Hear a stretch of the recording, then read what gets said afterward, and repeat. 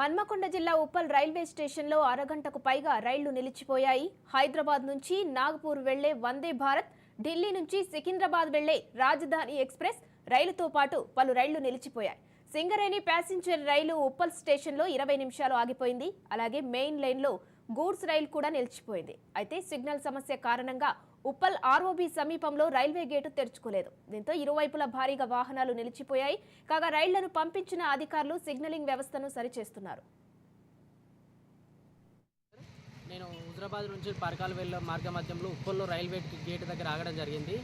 గత గంటన్నర నుండి సిగ్నల్ ప్రాబ్లం వల్ల గేట్ ఓపెన్ కావడం లేదు. ప్రయాణికులు చాలా ఇబ్బంది పడుతున్నారు.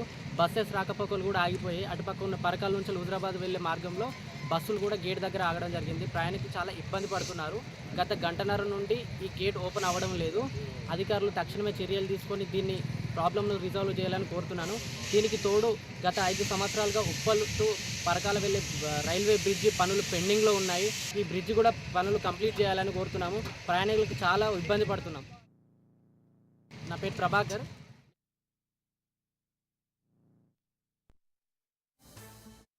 గత గంటన్నర నుండి సిగ్నల్ ప్రాబ్లం వల్ల గేట్ ఓపెన్ కావడం లేదు. ప్రయాణికులు చాలా ఇబ్బంది పడుతున్నారు.